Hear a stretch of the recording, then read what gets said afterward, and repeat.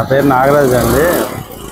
రవికి ఏం జరిగిందనేది ఏంటి తెలియదు. రాత్రి 12ంటికి ఫోన్ వచ్చిందండి ఇట్లా జరిగినట్టుగా. గబగబా పరిగెత్తుకుంటూ వచ్చాము మచిలీపట్నం గవర్నమెంట్ హాస్పిటల్కి. వాళ్ళ ఇంటి ఎదురుగుండా కత్తిపోట్లు జరిగినాయి అని చెప్పి తెలిసింది. మరి ఎవరు చేశారనేది మటుకు తెలియట్లేదు. ఆ పోలీసు వారు సీసీటీవీ విచారణలు చేసి ట్రేస్ చేయాల్సిందని కోరుతున్నాను. 10 రోజుల క్రితం మటుకి సెయింట్ ఫ్రాన్సిస్ స్కూల్ దగ్గర నైట్ పూట బండితో గుద్దేసి వెళ్ళిపోయారని నాతో అన్నాడండి. ఆ తర్వాత మొన్న 3 రోజుల క్రితం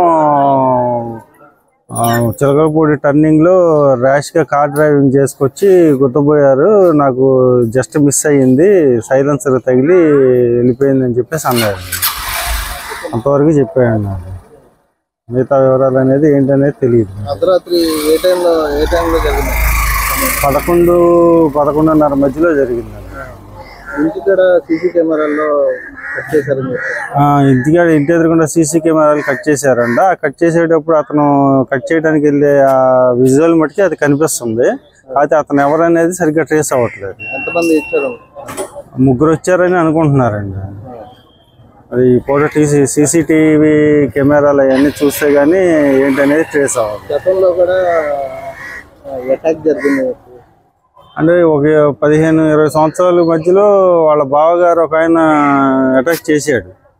అప్పుడు ఇట్లాగే విజయవాడ మణిపాల్ హాస్పిటల్ తీసుకెళ్ళాము. అది అప్పుడు రికవర్ అయ్యాడు. ఆ కేసు కొట్టేశారు. అప్పుడు చాలా కేసు నడిచింది, కొట్టేశారు.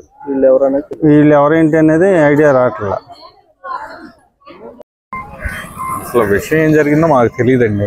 విషయం తెలిసి మేము ఇక్కడికి వచ్చాము. మాకు ఎటువంటి కక్షా కార్పణ్యాలతో ఎవరు ఉన్నారో తెలియదు. పోలీసు వారు విచారించి అది శోధిస్తారు.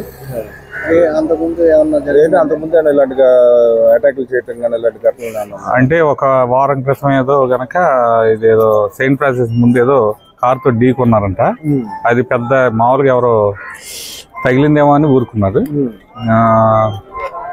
అంత ఇదిగా గొడవలు పడుతున్నాయి. ఆయన గొడవలు అంటే ఎవరికి ఉండవండి. ఆయన సాఫ్ట్. ఏం చేస్తాడండి ఆయన? రోజువారీ చేసుకుంటాడండి. చాణక్య ఛానల్కి సబ్స్క్రైబ్ చేస్తే మాకు ఇంకా మంచి వీడియోస్ని న్యూసెస్ని చేయడానికి మాకు మోటివేషన్ ఉంటుంది. Thank you and don't forget to subscribe Chanakya channel.